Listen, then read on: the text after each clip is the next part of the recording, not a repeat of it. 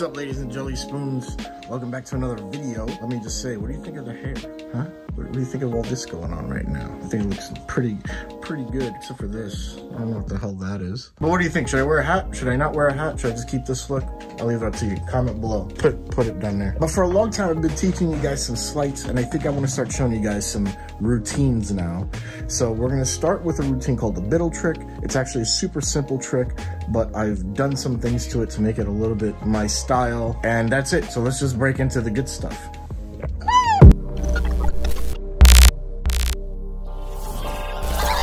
Alright guys, so I don't know how you feel about the hair, but I decided to try something a little bit different, not always wearing the hat. Let me know what you think. I'm kind of curious. Also, how many of you thought I was bald?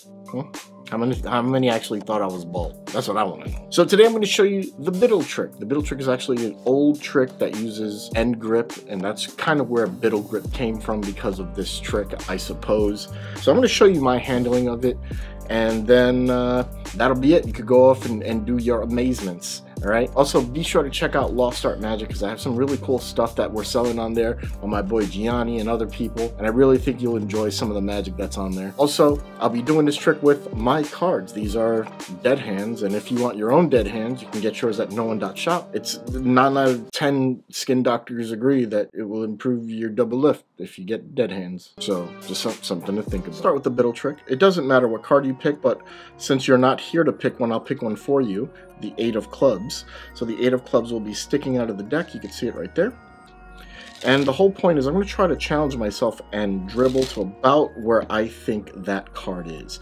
Now, it doesn't matter if I actually know where it is. Oh, look at that, a reversed one. Right? Because I'm going to give myself a few chances to get this. So it could be one of a few of these cards. It could be anything, you know, somewhere in here.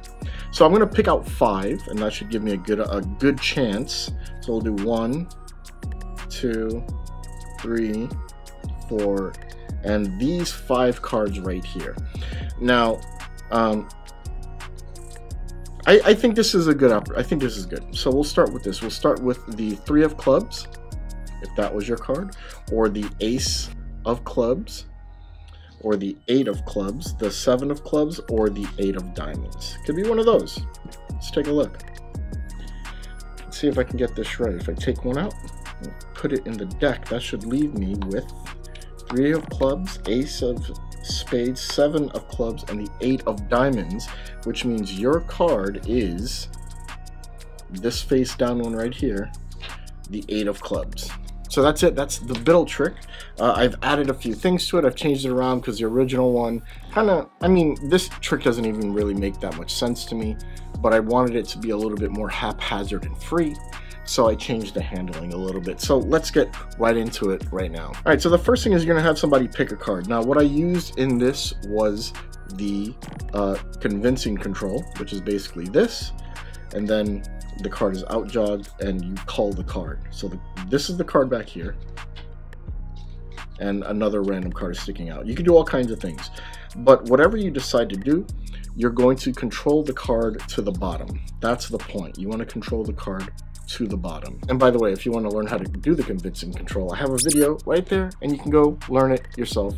So check it out. So once the card is at the bottom, I'm basically just going to dribble about 2/3 of the deck off and drop the rest on the table so that they can keep their eye on it, or they can hold it, which is probably better if you're doing this for someone. Actually let them hold on to the extra. And now what I'm going to do here is shuffle the cards, but I'm going to do something called a milk shuffle.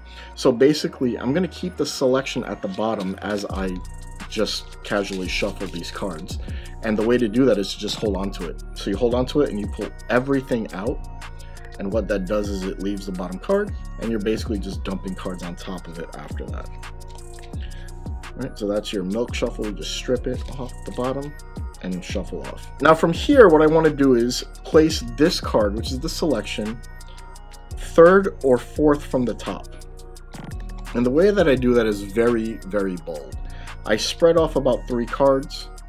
Then from underneath, my middle finger is going to go in, pull out the 4, or the card underneath, and just spread it with these other cards like I'm just thumbing through them. So now I know exactly that that card is 4th from the top. And what's good about that is I can spread that off and count to it without really counting out loud. So I don't have to go 1, 2, 3, 4. I can just spread and I go, this is a good one. And then I just count out 4 other cards. 2, 3, 4, and 5, right? So you want 5 of them. So now I have these 1, 2, 3, 4, 5, 6. So now that I have these 5 cards, the selection is on top, but I want to get this selection 3rd from the top. And to do that, it's very simple. Since it doesn't really matter what these cards are at the moment, and I've been mixing the cards up a little bit anyway, I can just start to move these cards around and just displace them however I want until I get the card 3rd from the top. So that's what I want right there. From here, you're going to take all 5 and put them on top of the cards that you have left in your hand. And this is where the actual trick happens. This is where the actual move happens. So you're going to peel, so you're going to hold it in end grip like this with your fingers on the front of the deck, middle finger and ring finger on the front, thumb in the back. And you're going to peel off the top card and you're going to display this card. You're not displaying these, you're displaying these. So the 3 of spades, you show it. Now my hand is going to come together and it's going to go underneath the deck for a second to peel off the next one. It's important that you do this because when you do the move that we're going to do in a second, you're going to mimic this action. So you peel off the next one, the Jack of diamonds. Now you're going to peel off the selection, the 4 of spades, and you're going to hold a break.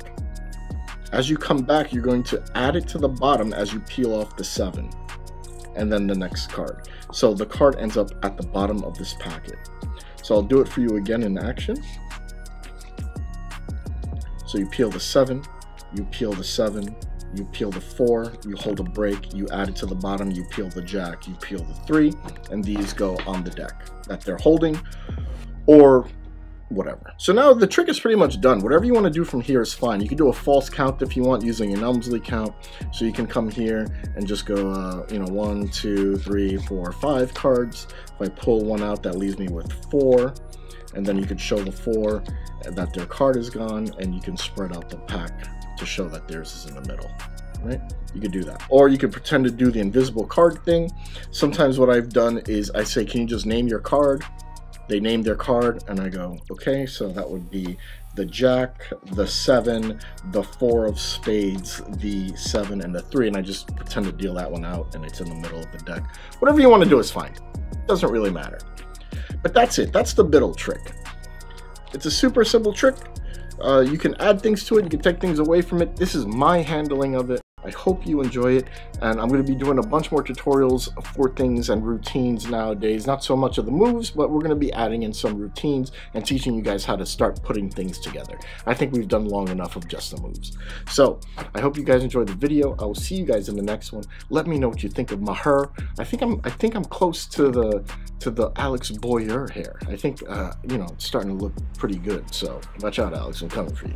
Peace out. I'm a scrub, but you still love me. You love me.